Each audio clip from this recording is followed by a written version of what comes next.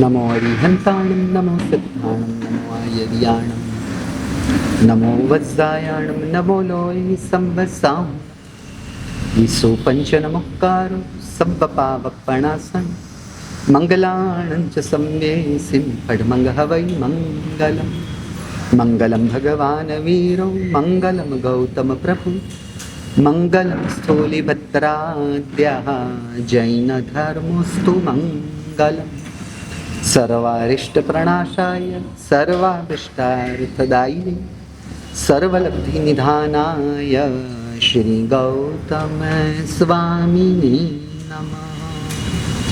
अज्ञानतिमिरान्धानां ज्ञानाञ्जनशलाकया नेत्रमुन्मीलितं येन तस्मै श्री गुरवे नमः।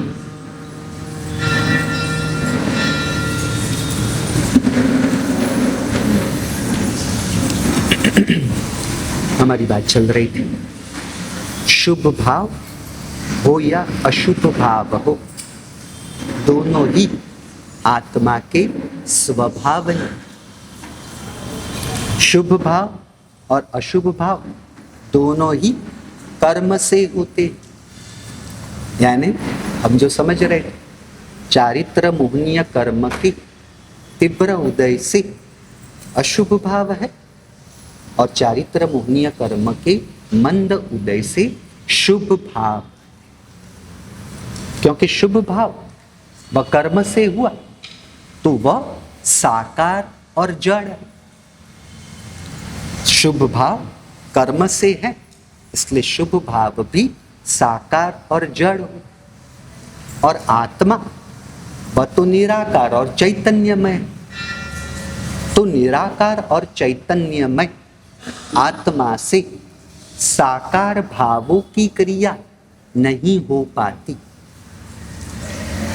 निराकार और चैतन्यमय आत्मा के द्वारा साकार कर्म से होने वाले साकार भावों की क्रिया नहीं हो सकती। साकार कर्म से होने वाले साकार भावों की क्रिया साकार मन से ही हो पाती है। मन साकार, भाव भी साकार और कर्म भी साकार, यानी तीनों साकारों की प्रक्रिया है। आत्मा इन तीनों से भिन्न है।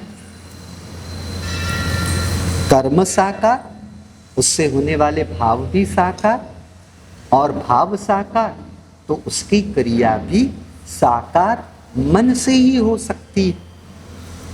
करेमी भंते सूत्र, उसमें भी आपने यही तो समझा है। क्या कहा? करेमी भंते सामायम। भंते यानी हे भगवंत, हे परमात्मा, मैं सामायिक को करूंगा, बराबर। तो करेमी यानी मैं करूंगा। मैं क्या करूंगा? मैं सामायिक करूंगा। अब मैं सामायिक करूंगा, उसमें ऐसा नहीं बताया कि मैं मन वचन काया से सामायिक करूंगा। करेमी सामायम मननम वाय कायणम नहीं बताया। करेमी सामायम उसे मन वचन काया से नहीं बताया जा सकता, क्योंकि आत्मा वह निराकार और चैतन्यमय होने की वजह से समता गुण, वह आत्मा का होने की वजह से समता भी निराकार और चैतन्यमय। समझ रहे हो? आत्मा निराकार तो आत्मा के गुण भी निराकार। कर्म साकार तो कर्म से होने वाले भाव भी साकार।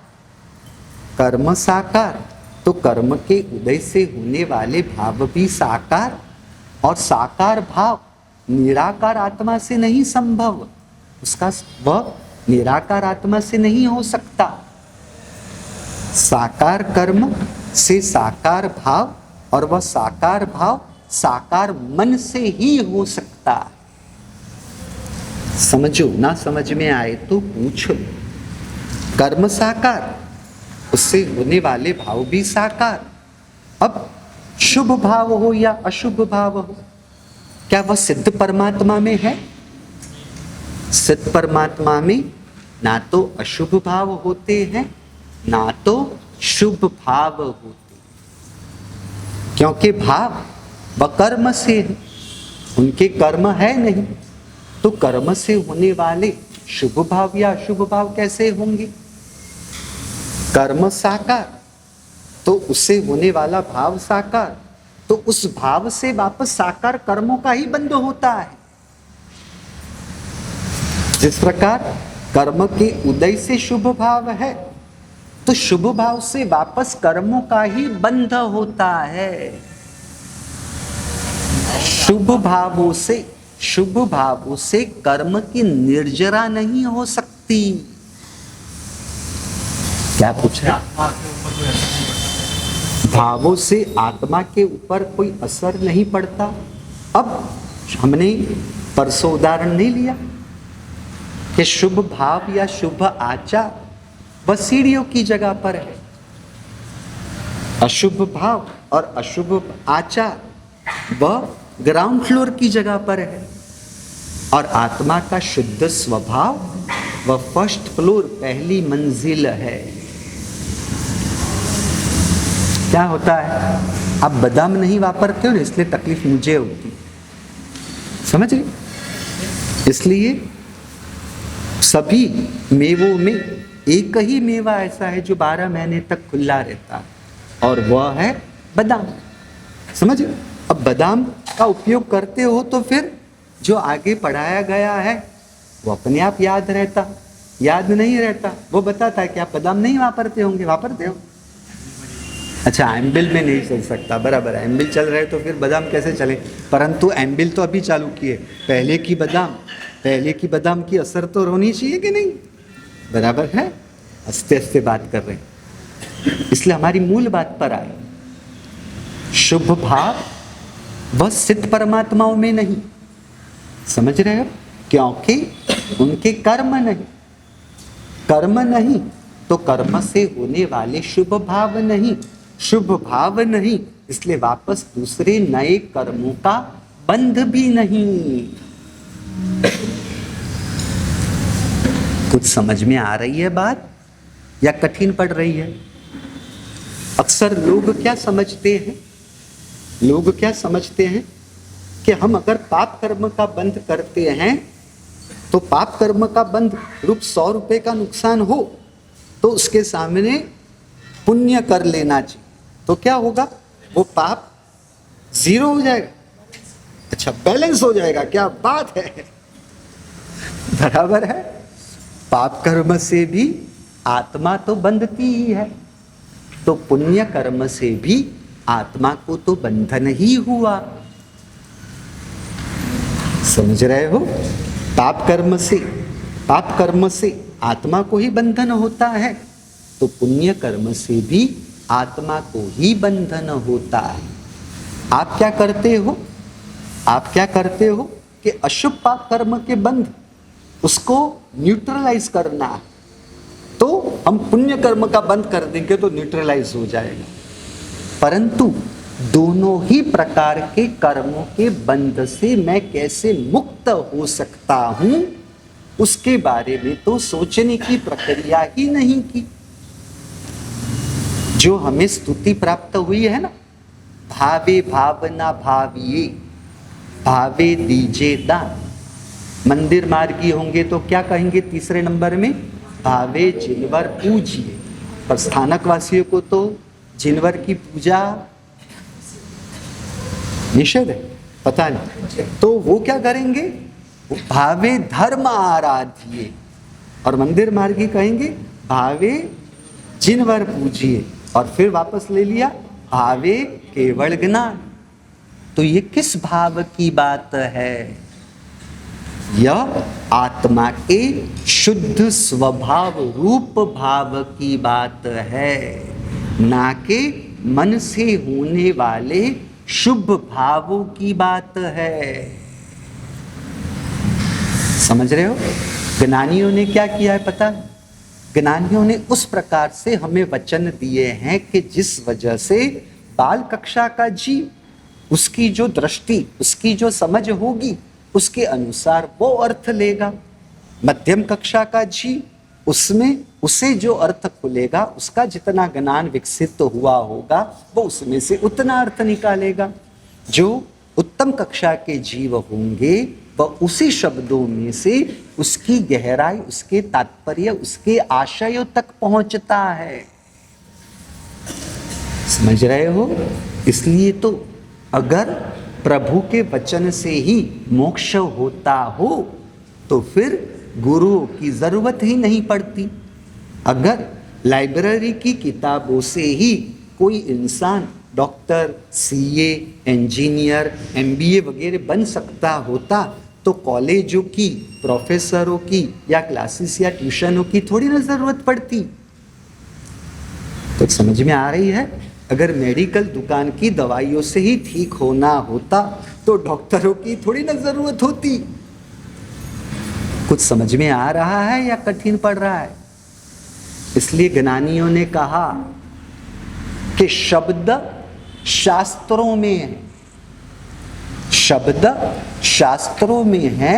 उन शब्दों के मर्म, शब्दों के रहस्य, शब्दों के तात्पर्य, शब्दों के पीछा हुआ आशय, इंटेंशन, पर्पस व सद्गुरु के अंतर में उपस्थित है। कुछ समझ में आ रहा है? इसलिए हमारे गच्छाधिपति जय गोस्वामी महाराज साहब कहते थे कि मंदिर में मौन परमात्मा है, प्रवचन के दौरान बोलते परमात्मा उपलब्ध है। हम अपने लिए नहीं बता रहे हैं, गच्छाधिपति की जो दृष्टि थी उसे समझाने का प्रयास कर रहे हैं। क्योंकि परमात्मा कौन है, परमात्मा क्या है, परमात्मा कैसे हैं, यह सब चीजों के बारे में जाने बिना अब परमात्मा के साथ अंतरात्मा से कैसे जुड़ सकते हो? कुछ समझ में आ रही है बात? जब तक परमात्मा को नहीं जाना, जब तक परमात्मा के पास जाने वाली आत्मा को नहीं जाना, जब तक परमात्मा को नहीं जाना और परमात्मा के पास जाने वाली खुद की आत्मा को नहीं जाना, तब तक वह परमात्मा के संबंध रूप पूजा की प्रक्रिया कैसे हो सकती है?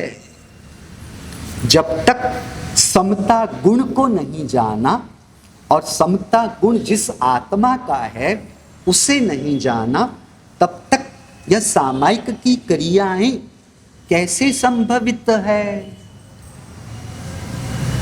कुछ समझ में आ रहा है? एक नौकारशी करने से क्या होता है? क्या होता है? व्यापारी बुद्धि लगा दी। जब से ये धर्म व्यापारियों के हाथ में आया है, उन्होंने धर्म में भी व्यापार लगा दिया, बिजनेस। चलो मैं इसमें इन्वेस्टमेंट करूंगा, मुझे क्या मिलेगा? चलो मैं ये करूंगा तो मुझे क्या मिलेगा? मुझे ये मिलेगा तो मैं करूंगा, वरना मैं नहीं करूंगा। क्या बात है! एक नौकारशी करने से 100 वर्ष के नरक का दुख कट जाता है। कुछ बात की गहराई को, गंभीरता को समझते हो? क्या आपको आपकी नौकारशी पर इतना विश्वास आ रहा है कि उससे नरक के एक दिन के नहीं, एक महीने के नहीं, एक साल के नहीं, 10 साल के नहीं, 100 वर्ष के नरक के दुख कट जाए? क्या उतना सामर्थ्य मांगीलाल जी, दिनेश जी, आपको आपकी सामयिक में महसूस होता है? भगवान ने कहा है वो तो भगवान ने कहा है, भगवान ने कहा है वो छोड़ो नहीं यार, मैं तो आपकी अनुभूति पूछ रहा हूं। भगवान ने क्या कहा है वो महत्वपूर्ण नहीं है। What is your experience? आपका क्या अनुभव है? आपको खुद की नौकारशी पर वो विश्वास आ रहा है कि मेरी नौकारशी से 100 वर्ष का नरक का दुख कट जाता है? बोला। फिर पोड़सी करे तो 1000 OMG, बाप रे बाप।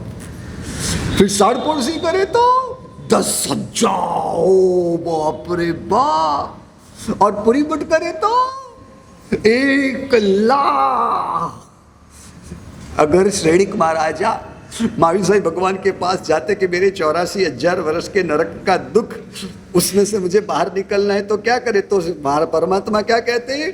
पहुंच जाओ आप तमिलनाडु में, चेन्नई में, नॉर्थ टाउन में, और नॉर्थ टाउन के किसी आराधक अगर अपने एक पूरी मटका 1,00,000 वर्ष का नरक का दुख कटने का फल अगर आपको दे दे, तो आपकी 84,000 वर्ष की नरक तो कट जाएगी, उल्टा ऊपर 16,000 वर्ष के नरक में जाने के, पाप करने के दरवाजे अभी भी खुले रहेंगे। हाँ, फायदा ही फायदा है। लो पीछे वाले हो भाई साहब, आप पर हंस रहे हैं दिनेश जी, वो आप पर हंस रहे हैं। मैं तो अंतर से हंस रहा हूं, पर बाहर से खुल के वो हंस रहे हैं पीछे वाले। क्या आपको लगता है, आपको लगता है आपके नौकरशी में, पोर्सी में इतना पावर आपको लगता है? हाँ, क्या बात कर रहे हो? घर पे आईना है? हाँ, तो क्या लगता है? पूछना पड़ता है, घर में आईना रखा है? रखा है आईना, रखा है? हाँ, तो आईने में मुंह देख लेना। हाँ, बात कर रहे हैं कि हाँ, 1 वर्ष का नरक का दुख कट जाता है एक सामायिक करने से। ये हमारे कुर्सी पर बैठे वाले ज्यादातर, अधिकतर लोग 925 3 बार 925 इतने पल्ले का देवलोक का सुख मिलता है। ओ बाप रे बाप, है ना? आपको लगता है आपके सामायिक में इतना फल मिलेगा आपको? आपको लग रहा है? विश्वास आ रहा है?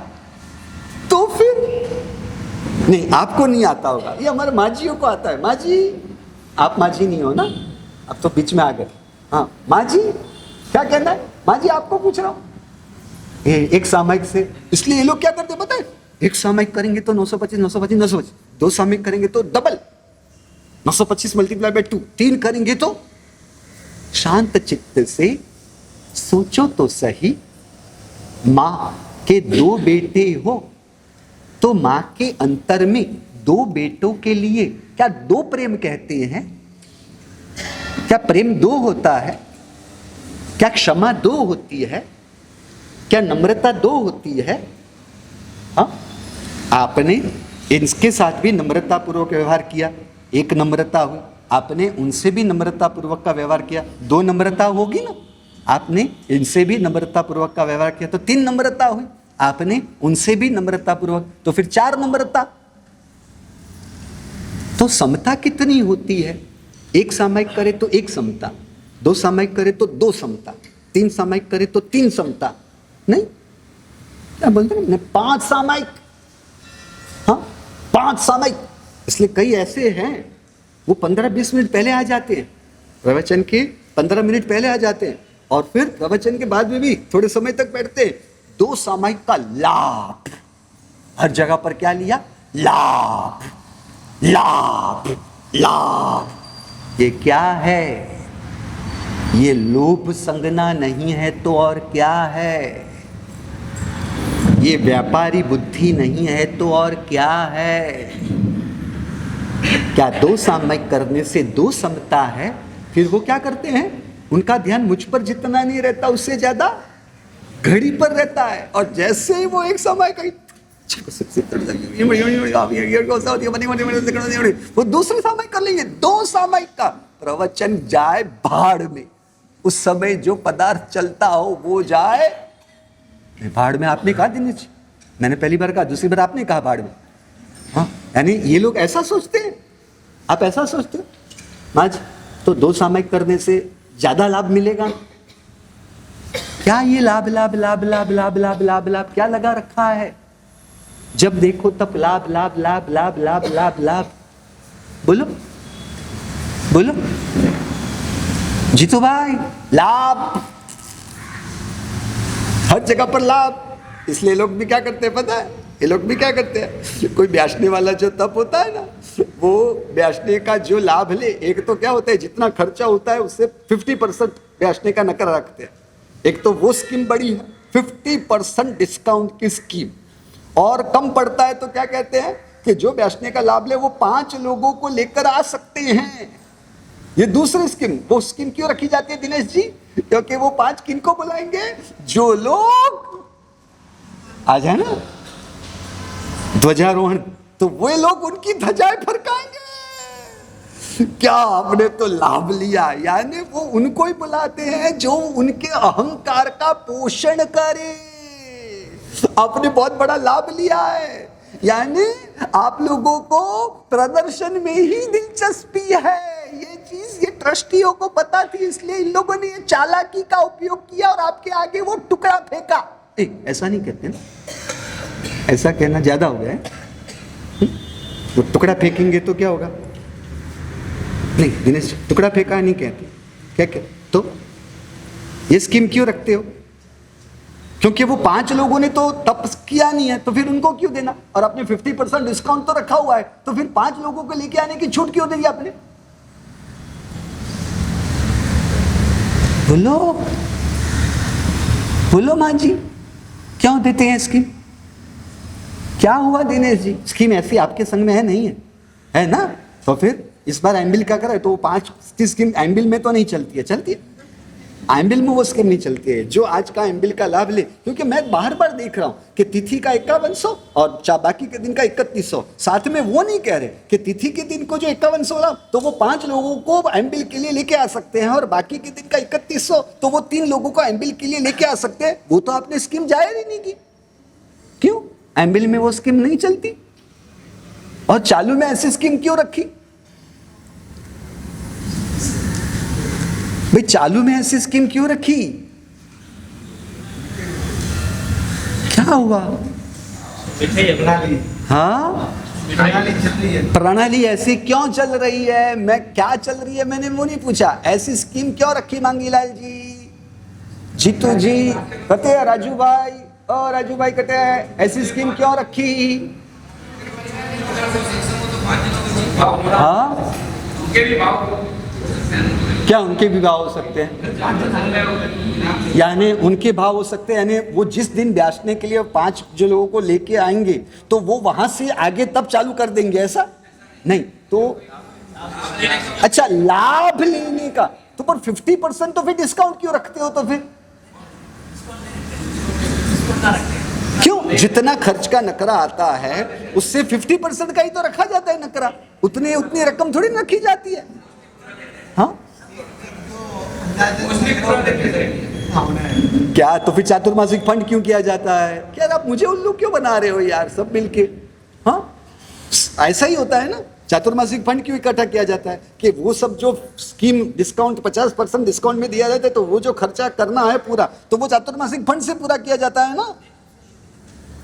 वरना 31,000 में शिविर थोड़ी ना होनी थी।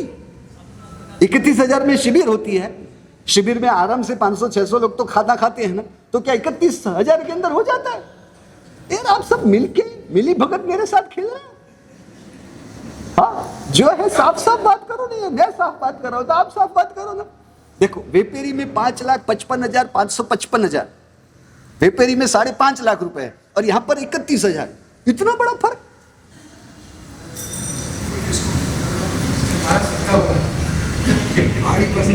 क्यों? क्या हुआ?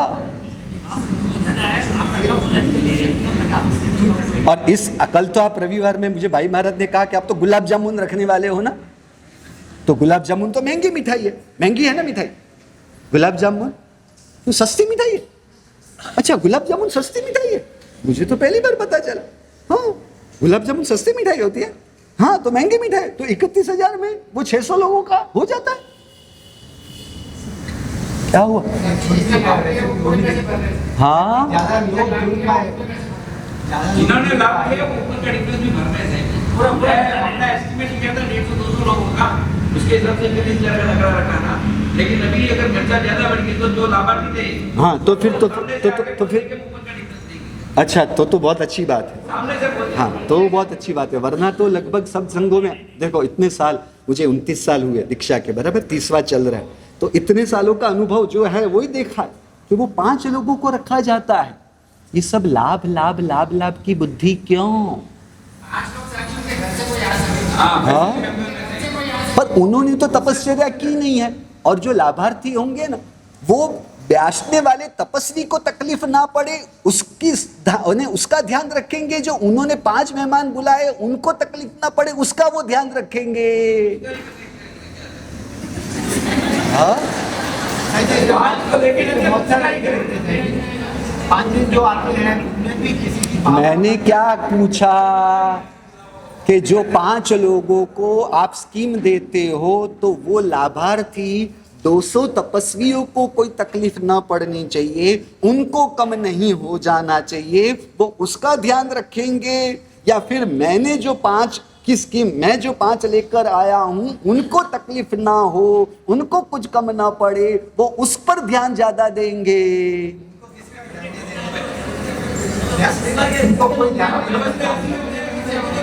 मैं तो यार आप सब मिलके मिली भगत करके मेरे सामने उल्टी चाल चल रहे हो, वो मुझे साफ पता चल रहा है। ध्यान नहीं देना है, उनको से लाभ देना है, बाकी पूरा वही।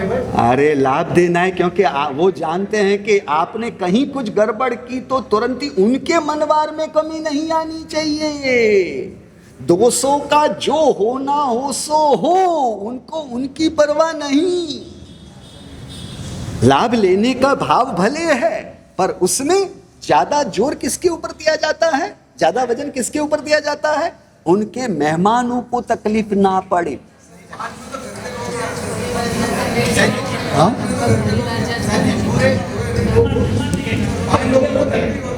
पूरे वर्षित में परिवार से जो आते हैं वो लास्ट में बैठते हैं। अच्छा, तो अलग बात है, वरना हमने इतने वर्षों तक जो देखा है, क्योंकि आप तो मेरे अनुभव से पूरा अलग ही जवाब कब से दे रहे हो, क्योंकि अब तक मैंने जो बातें रखी है मैं कभी भी कहीं झूठ नहीं साबित हुआ। ये पहली बार है इतने 29 साल के दीक्षा पर्याय में कि मैं झूठ साबित हो रहा हूँ यार। हाँ हाँ, क्या साउथ इंडिया है? साउथ इंडिया है, अब छोड़ो ना यार, साउथ इंडिया मेरे मुंह से क्यों ज्यादा बुलवाना चाहते हो? पहले मुझे एक बात तो बताओ, अब दूसरा एक पॉइंट लाभ का आया ही है तो अब दूसरा एक पॉइंट ले लेता हूं। आपको पता है मेरू पर्वत पर परमात्मा का जन्माभिषेक किया जाता है। मेरू पर्वत पर परमात्मा का, तो स्नात्र के अंदर आता है कि कितने कलशों से परमात्मा का अभिषेक हुआ?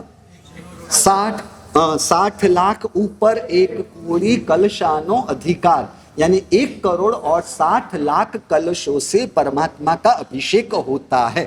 बराबर। अब मुझे उसमें जो डाउट है, जो उलझन है, मैं वो उलझन तो आपके पास रख सकता हूं ना? हाँ, क्यों आप हंस क्यों रहे हो? मैंने उलझन की बात बताई तो ये लोग हंसने लगे। मुझे जो उलझन है तो वो उलझन मैं किसके पास रखूंगा? जो कलशों से अभिषेक करते हैं मैं उन्हीं के पास अपनी उलझन रखूंगा ना। तो मुझे ये पूछना है कि वो 1 करोड़ 60 लाख कलशों से जो अभिषेक की बात है वो बराबर है? हम बताया है तो थोड़ी ना वो गलत हो सकता है। मैं भी ऐसा करूंगा तो शंकाएं समकित जाए, ऐसे मैं संशय करूं तो सम्यक दर्शन चला जाएगा, हो तो चला जाएगा, ना हो तो पता नहीं। तो वो 1 करोड़ 60 लाख का अभिषेक है या फिर 3 करोड़ 20 लाख का अभिषेक है? डबल होना चाहिए ना, क्योंकि 1 करोड़ 60 लाख दूध का पक्षाल और 1 करोड़ 60 लाख पानी का पक्षाल। हाँ, तो फिर 80 लाख दूध का पक्षाल और 80 लाख पानी का पक्षाल। क्यों, क्या हुआ है आप सबको? आपका सबका ठिकाने पे रहने क्या हुआ है? आज तो आप सब बाबत में मेरा विरोध ही कर रहे हो यार। आप सब तय करके आए हो, आज मुझे झूठा साबित करना? मैं समझने के लिए पूछ रहा हूं। क्या हुआ, कुछ पता चला? 80 लाख दूध का पक्षाल और 80 लाख पानी का पक्षाल, ऐसा? तो 1 करोड़ 60 लाख दूध का पक्षाल और 1 करोड़ 60 लाख पानी का पक्षाल। हाँ हाँ, पर वो दूध ही, जिस सागर का पानी दूध ही है, ऐसे क्षीर समुद्र से करे तो फिर पानी का तो आता होगा ना राजू भाई? पानी का पक्षाल फिर उसमें आता है, नहीं आता? हाँ, क्या नहीं आता? इंद्राणी जो होते हैं ना, वो पानी से परमात्मा को स्वच्छ करते ही है। अरे मैं बोल रहा हूँ अभी नहीं करते नहीं करते अभिषेक तो बहुत है। नहीं, 1,07,00,000 का अभिषेक बताया, तो मैं वो जानना चाहता हूँ, मुझे उलझन कहाँ हुई है कि वो दूध और पानी का मैं हिसाब कैसे समझूं, क्योंकि यहाँ आपके दूध और पानी का दोनों का होता है ना, और सब लोग करते हैं ना। हाँ, सबको लाभ मिलना चाहिए ना, लाभ लाभ लाभ। हाँ, तो वो लाभ वहां पर देवता कैसे करते होंगे, लाभ। क्यों आप हंस क्यों रहे? मैंने हंसने की क्या बात की? मैं तो लाभ की बात कर रहा हूं। लाभ मिलना चाहिए, दौड़ो दौड़ो दौड़ो दौड़ो। मैं तो ये भी नहीं समझ पाता हूं, आप परमात्मा का अभिषेक करते हो या परमात्मा पर पानी डालते हो? क्योंकि क्या होता है, इतनी हड़बड़ी होती है कि वो कलश के ऊपर से भी पानी, वो जो उसका नाली होती है उसमें से तो निकलता है, पर उसके ऊपर से भी इतना हर्ष का अतिरेक होता है, इतना भावों का अतिरेक होता है कि ऊपर से भी छलकता है। बाप रे बाप, ऐसे भाव तो बहुत कम देखने को मिलते हैं। हाँ क्या मैंने कुछ ज्यादा कहा? क्यों यहाँ पर जितने भी मंदिर में उस समय लोग होंगे, जिन जो दूध का पक्षाल किया हो और पानी का भी पक्षाल सब करेंगे ना। हाँ, तो सबको लाभ मिलना चाहिए ना। तो फिर वहां पर परमात्मा जो ओरिजिनल परमात्मा है वहां पर कैसा होता होगा?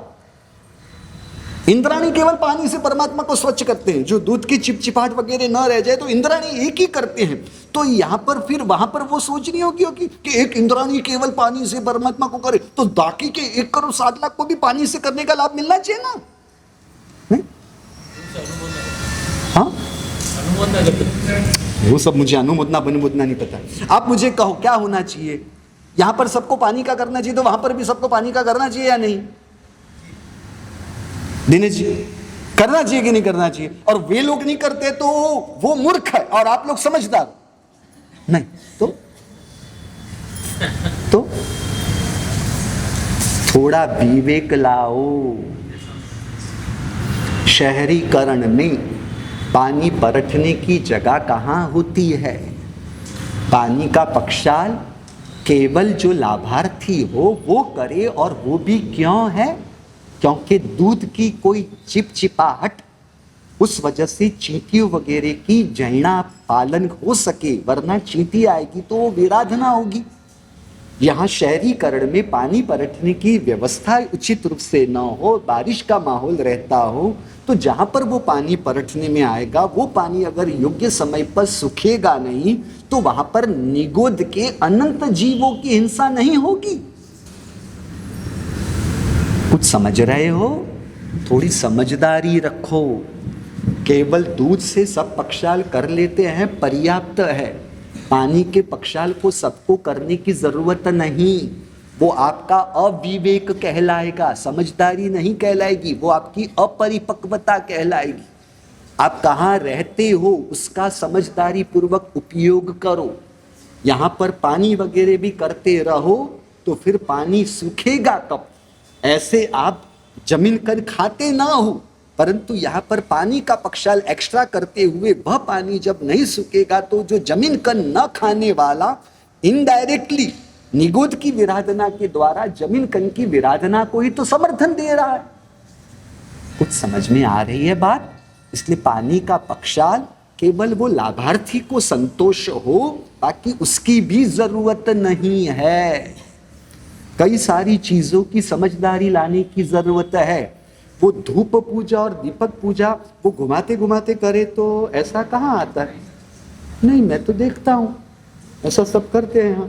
द्रव्य दीप सुविवेक, तो धूप की भी आरती करते हो, फिर वो दीपक की भी आरती करते हो, और फिर वो 5 दीपक वाली दीपक की भी आरती करते हो।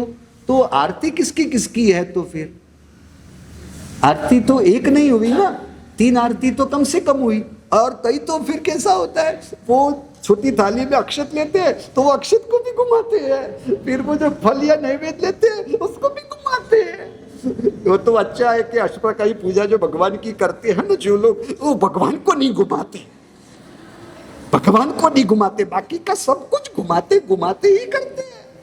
वो केसर पूजा हो तो उसको भी घुमाना, सबको घुमाना, क्या घुमाना घुमाना लगा रखा है। कुछ समझदारी रखो ना भाई। ये धूप पूजा हो या दीपक पूजा हो या अक्षत पूजा हो, शरीर स्थिर रहेगा तो मन स्थिर रहेगा, तो आत्मा वहां पर जागृति को खोल पाएगी, जागृति में रह पाएगी। शरीर में जितनी अस्थिरता होगी उतनी मन की अस्थिरता बनेगी, तो उतनी आत्मा की अस्थिरता भीतर में बनते हुए आत्मा के स्तर पर जागृति की स्थिति कैसे प्राप्त हो सकेगी? कुछ समझ रहे हो? और आप लोगों का तो सब इतना जबरदस्त होता है, कुछ पूछो नहीं यार। वो क्या बोलते हैं, ध्यान घटा प्रकटा ये वामन जिंदु इंचे दुर्गंध दुर्गणे प्रकटे आत्मस्वरूप ओम ह्रीं श्री परमेश्वराय परमेश्वराय जन्म जरा मृत्यु निवारय धूपम यजामहे स्वाहा टंग टंग टंग टंग टंग टंग टंग टंग टंग टंग टंग टंग टंग। क्या लगा रखा है? ये क्या है? ये तो मोबाइल में कुछ रिकॉर्ड किया हुआ मोबाइल से बचता हो ना, उस तरह से आपका मोबाइल चालू होता है, शब्दों का मोबाइल चालू होता है। अब मोबाइल में जो कुछ भी बचता है, मोबाइल में कोई संवेदनाएं होती है, कोई भावनाएं होती है, और आप भी जिस तरह से बोलते हो आप में भी कोई संवेदनाएं या भावनाएं होती है? होती दिनेश? होती नहीं होती? मांगी ले होती। मैं भगवान की पूजा करता हूँ, भगवान की पूजा करता हूँ, उसका संतोष लेना है। मैं धूप पूजा करता हूँ, फिर क्या करता हूँ? मैं स्वत्र करता हूँ, फिर मैं दुहा बोल के करता हूँ। सब करते हो, अंतरात्मा को क्या स्पर्श होता है? अंतरात्मा में कौन सी संवेदनाएं होती है? कहो तो सही।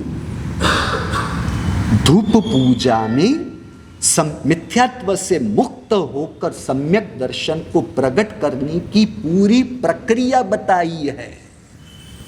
मिच्छत दुर्गंध दूर तले प्रगटे आत्म स्वरूप। कुछ स्पर्शना भीतर में संवेदनात्मक रूप से होती है या ऐसे ही रट्टा लगाते हो? केवल रटने की प्रक्रिया चलती है, केवल एक तोता पाठ चल रहा है, भीतर में क्या स्पर्श होता है? इसलिए आप मूर्ति पूजक हो, आप प्रभु पूजक तो लीनो।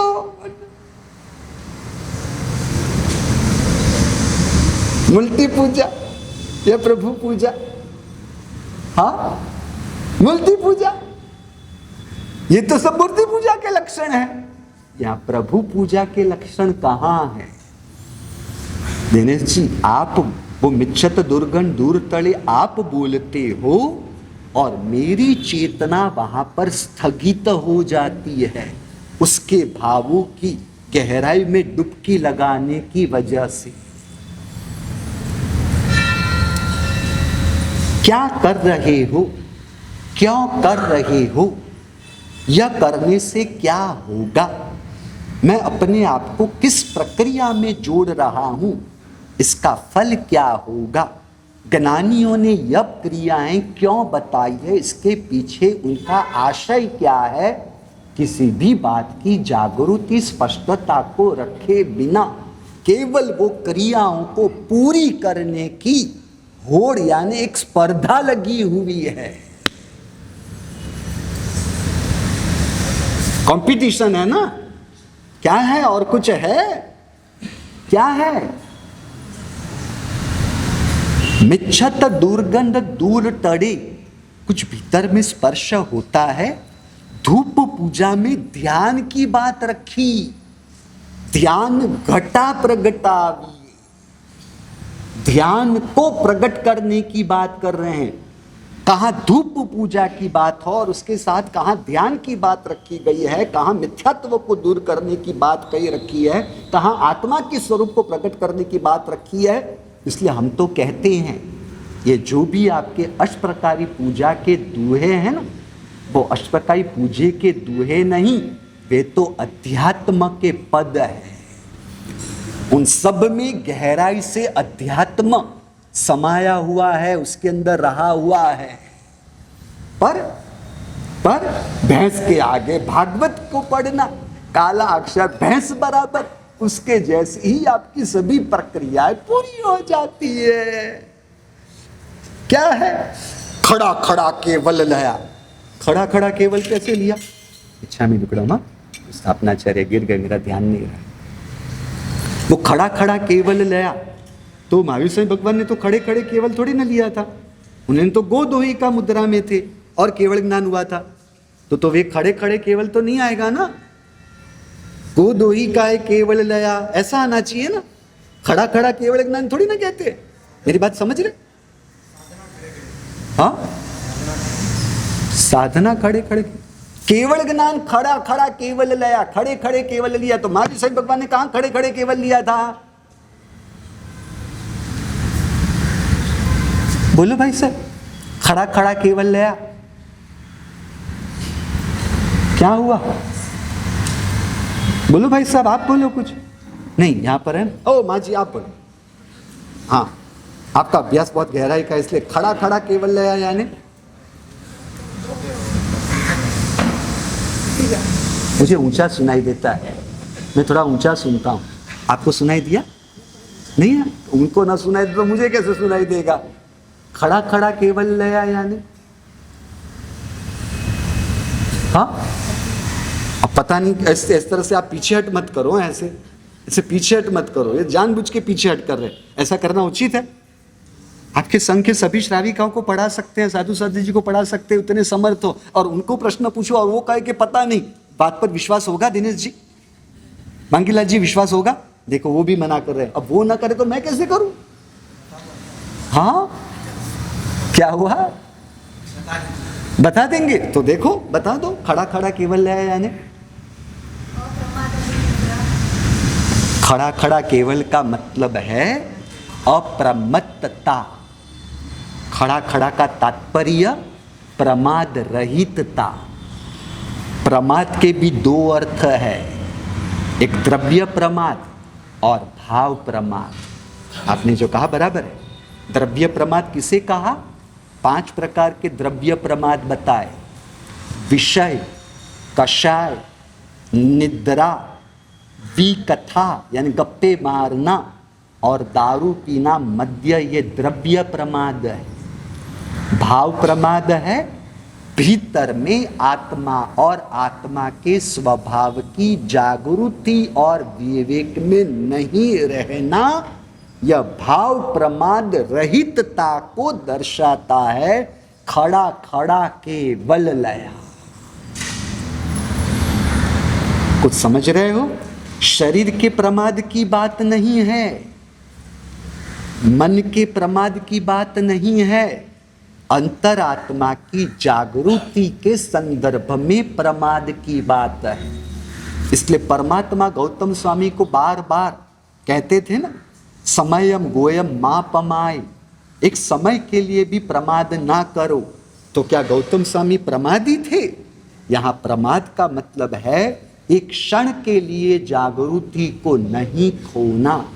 और उसके लिए श्रेष्ठतम उदाहरण कौन सा बनता है?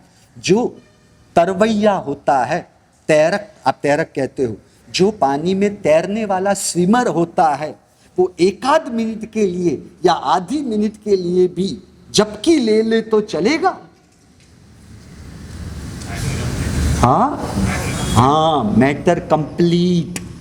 वहां पर समझते हो ना कि तैरक को प्रति समय जागृत रहना है। 1 सेकंड के लिए भी जागृति गई, वो उसे मौत तक पहुंचा सकता है। वह तो द्रव्य मृत्यु है। भीतर के आत्मा की जागृति को खोने का प्रमाद हुआ, वो भाव मृत्यु है। तो एक समय के लिए भी प्रमाद न करना यानी जागृति को एक क्षण के लिए भी नहीं खोना। इन सब के पीछे के तात्पर्य को समझो। ऐसे ही दौड़ो मत, बहुत दौड़े, दौड़ते हुए थकते नहीं हो, थोड़ी थकान लगी नहीं, रात को आराम करके वापस दूसरे दिन दौड़ने के लिए तैयार और तत्पर हो जाते हो। मेरे परमात्मा, ये सब दूहों की रचना किसने की है? ये दूहों की रचना किसने की है? ये पूजा के दूहों की रचना, जो कभी भी इन दूहों का आपकी पूजा की क्रिया में उपयोग न करने वाले सद्गुरुओं ने आपको ये द्रव्य पूजा के साथ ये दूहे दिए हैं। देने वाले कौन है? जो द्रव्य पूजा से परे हैं। दीक्षा ली इसलिए क्या हुआ? द्रव्य पूजा से बाहर निकले, भाव पूजा में जुड़े हम। तो जो भाव पूजा में जुड़े हुए सद्गुरु हैं, पूर्वाचार्य, भक्ति योगाचार्य, उन्होंने हमें ये दूहे दिए हैं। तो उसके पीछे का तात्पर्य क्या है? बोल रहे हो जन्म जरा मृत्यु निवारणाय। परमात्मा आप कैसे हो? आप जन्म जरा और मरण का निवारण करने वाले हो, ऐसे मैं परमात्मा को नमस्कार कर रहा हूं। तो अपने आप को पूछो, क्या जन्म का निवारण करने जैसा आपको महसूस होता है?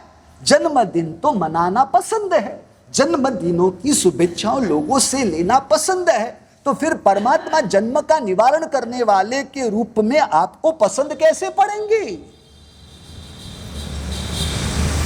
हमारी देवचंद्र जी स्तवन की यात्रा से हम थोड़े बाजू में उतरे आए हैं। देवचंद्र जी महाराज से अपने परमात्मा के साथ प्रेम करने वाले जीव का एक महत्वपूर्ण लक्षण उनके खुद के ही विवेचन में उन्हें लिखा है कि परमात्मा के साथ प्रीति, प्रेम यानी प्रीति, परमात्मा के साथ प्रीति करने का इच्छुक कौन? भव्य और मोक्षाभिलाषी जीव ऐसा सोच रहा है कि परमात्मा के साथ प्रीति कैसे हो। कौन सा लक्षण बताया? जो भव्य है और जो मोक्षाभिलाषी है, उसे परमात्मा के साथ प्रीति करने की भीतर में अभिलाषा हुई है। क्या हम मोक्षाभिलाषी है? क्या आपको मोक्ष चाहिए? क्या आपको मोक्ष के साथ कोई लेना देना है? जाके करना क्या है मोक्ष में? मोक्ष जाना ही है। क्या डाटा हुआ है? क्या वहां पर रखा हुआ है? अरे पहले हेरडाई से तो मोक्ष करो, हेरडाई से तो मोक्ष चाहिए ही नहीं, और ये बाहर के संसार के मोक्ष की बात कर रहे हो। चलो अभी के अभी ये हेरडाई से मोक्ष होगा तो मैं आपको गारंटी देता हूं कि आपको इस संसार से मोक्ष मिलेगा। दे दो नियम, दे दो। 60 के ऊपर हो गए, 60 के ऊपर हो गए, बच्चे बच्चियों की शादियां हो गई, बाकी है कोई? हो गई, हो गई है, तो अब किसके लिए करना है ये हेरडाई? बोलो। चलो दो, दे दूं, नियम दे दूं। आपको मोक्ष चाहिए ना, तो मैं आपको मोक्ष दिला रहा हूं। छोटा छोटा मोक्ष, पहले छोटा छोटा मोक्ष, फिर बड़ा मोक्ष होगा। हाँ देखो खुश हो रहे हैं ये भी, हाँ दिला दो। हाँ वो खुश हो रहे हैं, वो हाँ कर रहे हैं। आपकी बहू नहीं है, देख लो। हाँ वरना धुलाई पिलाई कर दा घर पे जाके। मोक्ष की बातें करने बैठे हो, है कोई आपको मोक्ष के साथ लेना देना? बोलो। मोक्ष का मतलब क्या? मुक्ति, बराबर है। मोक्ष यानी मुक्ति। मुक्ति कैसे होती है? जो मुक्त होगा उसकी मुक्ति होगी, बराबर है। मुक्त कौन होगा? कैसे मुक्त होंगे? जो मुक्त रहे वह मुक्त होगा, उसकी मुक्ति होगी। अपने आप को पूछो, आपको किस से मुक्ति पसंद है? पसंद की बात कर रहा हूं मैं। क्या कह रहा हूं? पसंद की बात कर रहा हूं। पैसों से मुक्ति नहीं चाहिए। हाँ मैं कहता हूं पैसों से मुक्ति नहीं, पैसों का लगाव भी रखो, पैसों की मूर्छा भी रखो। ज्ञानी क्या कहते हैं? पैसों की मूर्छा से मुक्त होना पसंद भी है।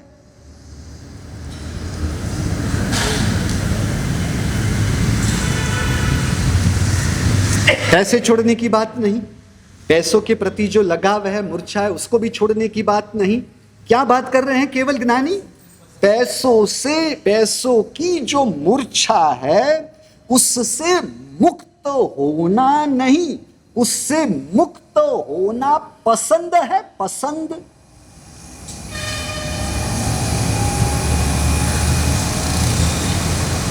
पसंद भी है। आपने जो सोने का हार पहना है ना, उसकी भी मूर्छा रखो। उसकी भी आसक्ति रखो, क्योंकि यहां करने मिलेगा, मोक्ष में थोड़ी ना हो पाएगा। आज नो लाभो लीजिए रे, काल कोड़े दी थी अवसर आवा नहीं मिले रे, काल कोड़े दी थी, कर लो।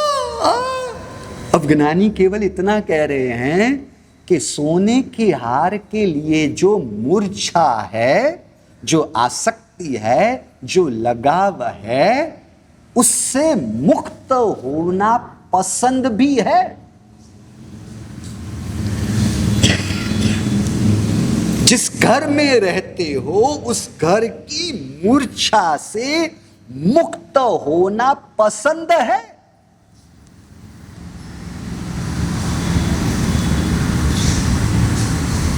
अरे सब छोड़ो, एक चीज तो ऐसी बताओ कि जिसकी मूर्छा से मुक्त होना पसंद हो। दिनेश जी, एक तो ऐसी वस्तु बताओ कि जिससे मुक्त होना, उसकी मूर्छा से, उसके लगाव से मुक्त होना पसंद हो। पसंद, लाइक्स की बात चल रही है, पसंद की बात चल रही है। और नीचे उतरो, और नीचे उतरो, मैं तैयार हूं आपके लिए, नीचे उतरने के लिए तैयार हूं। मां बच्चे को उठाने के लिए झुकती है ना, छोटा सा जो बच्चा 2 साल का है उसे उठाने के लिए मां झुकेगी ना। मुझे आपको उठाना, मैं झुकने के लिए भी तैयार हूं। जो आपके 10 लाख रुपए दबा के बैठे हुए हैं, जानबूझ के लौटा नहीं रहे हैं, उनके द्वेष से मुक्त होना पसंद है।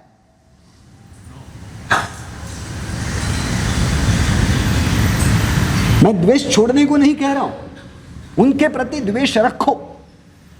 मैं नीचे उतर के बता रहा हूं कि उनसे जो द्वेष है, उस द्वेष से मुक्त होना पसंद है। हाँ, मुक्त होना तो आचरण में हुआ, उसके लिए पुरुषार्थ करना पड़ेगा, उसे निकालने की बात आएगी। देखो, आपको जो पसंद पड़ता है ना, उसी की ओर आपका प्रयास होता है। जो पसंद ही ना हो, उसके लिए पुरुषार्थ कैसे होगा? बाजार में कोई भी चीज पहले पसंद पड़ती है, बाद में ही खरीदने के लिए पैसे खर्च करने के लिए तैयार होते हो। जो पसंद ना हो, उसे खरीदने के लिए पैसे खर्च करोगे।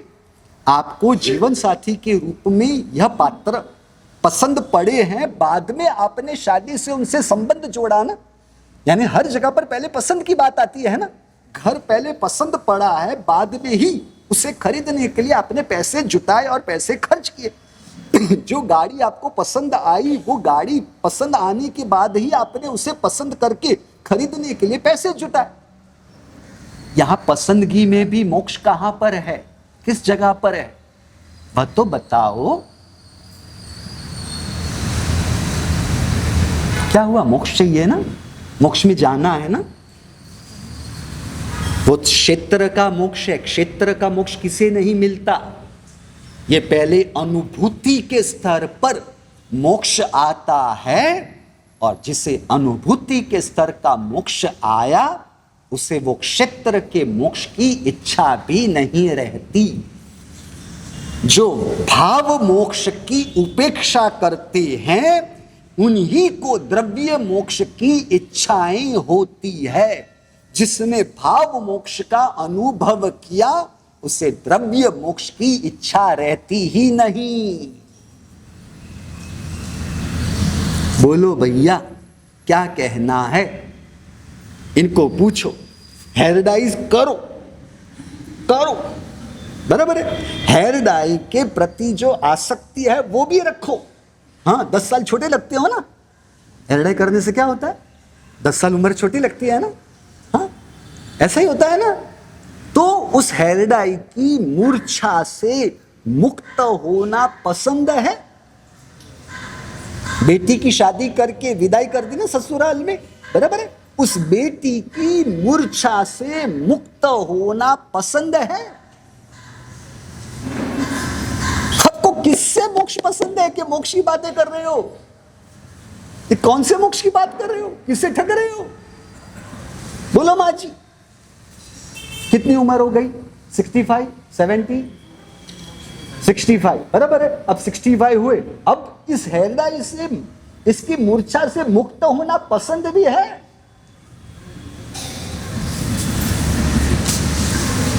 88 ईयर्स, 88 वर्ष की विधवा बहन, उनके 2 बेटों में से बड़े बेटे ने हैरडाई कभी नहीं की। मुझे पता है तब तक उन्होंने कभी नहीं की। उनके सभी बाल सफेद। वो 88 वर्ष के विधवा बहन ने मृत्यु की अंतिम श्वासों तक हैरडाई चालू रखी।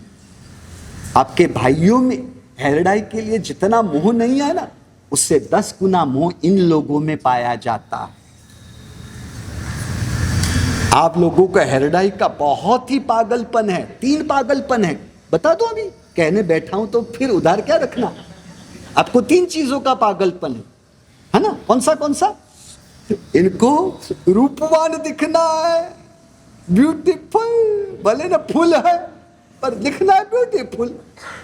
इनको सुंदर दिखने की पागलपन की कंपटीशन लगी है। इनको छोटी उम्र का दिखने की पागलपन की स्पर्धा लगी है। और इनको दुबला स्लिम दिखने की मूर्छा लगी हुई है। ये 3 पागलपन इन लोगों में चल रहे हैं। इन तीनों में से आप लोगों में, तीनों में से इतना कुछ भी नहीं जितना इन लोगों में है। लेकिन तभी तो प्रवेश कर गई ना आपके घर। लेकिन क्यों? इसे दुबले लिखेंगे। दुबले दिख के क्या करना है? बुद्धि तो मोटी है। क्या हुआ मांगीलाल जी? मोक्ष, मोक्ष, पैराडाइज से मोक्ष। मांगीलाल जी बच्चे कहाँ हैं? कितने बच्चे हैं यार? अब कुछ बच्चा है मांगीलाल जी के सर पर, कुछ बच्चा कुचा भी है। इनको तो कंगे रखनी, कंगे का उपयोग करते हो? अरे क्यों करते हो? जरूरत ही कहाँ है? अरे दोनों हाथ से बैठा तो हो गई बात पूरी। कंगे की भी जरूरत कहाँ है यार? तो क्या कहना है मांगीलाल जी? हृदय से मोक्ष पसंद है। हृदय के प्रति जो लगाव है, उस लगाव से मोक्ष पसंद है। पसंद हो तो आचरण में आए बिना नहीं रहता। ये बोलने में केवल बातें हैं। क्या करना है? मोक्ष पक्का? अरे क्या हुआ? क्योंकि आप सबके लिए आदर्श हो। अध्यक्ष है ना, इसलिए सबके आदर्श है। आपके नक्शे कदम पर ही सब चलेंगे। आप छोड़ोगे तो दूसरे छोड़ सकेंगे। छोड़ना है? हाँ, क्या हुआ? आसपास में क्यों देख रहे हो? छोड़ना तो है पर छूटता नहीं। आप समझ रहे हो? छोड़ना है पर छूटता नहीं है। ऐसा विवेकानंद जी के पास कोई आके बताता है कि मोह से छूटना है पर मोह मुझे छोड़ती नहीं है। विवेकानंद जी ने कहा चिंता मत करो। वो अपने मकान के अंदर गए और जोर जोर से चिल्लाने लगे, मुझे छुड़ाओ, मुझे छुड़ाओ, मुझे बचाओ, मुझे बचाओ, मुझे बचाओ। जो बाहर इंसान खड़ा था ना, जिसने कहा कि वो मैं मोह से छूट नहीं पा रहा हूं, मोह मुझे छोड़ती नहीं है, उसने विवेकानंद जी की आवाज सुनी। वो अंदर दौड़ता हुआ गया और अंदर दौड़ता हुआ देखा तो विवेकानंद जी ने वो थमले को, वो जो थमला था उसको पकड़ के रखा हुआ था और कहते हैं कि मुझे छुड़ाओ, मुझे छुड़ाओ, इस थमले से छुड़ाओ, थमले से छुड़ाओ। वो कहने वाला के देखने वाला कहता है कि आपने उसे पकड़ के रखा है। वो थंबे ने आपको नहीं पकड़ के रखा है। आपको छोड़ने की जरूरत है। उसने आपको नहीं पकड़ा है कि आप छुड़ाओ छुड़ाओ की बात कर रहे हो। कुछ बात समझ में आई क्या? छूटता नहीं है या छोड़ना नहीं है। आप उसे पकड़ के बैठे हो कि उसने आपको पकड़ के रखा है? गप्पे लगा रहे हो यार। देखो ये ऐसे आपके सरल है अध्यक्ष, बराबर है। चिन्नाज्ञा विरुद्ध कहा गया हो तो मिच्छामि दुक्कडम। कल शिविर विषय है प्रेम। हम प्रेम को सही मायने में समझे हैं या नहीं, उसकी सरल भाषा में स्पष्टता की बात कल की शिविर के दौरान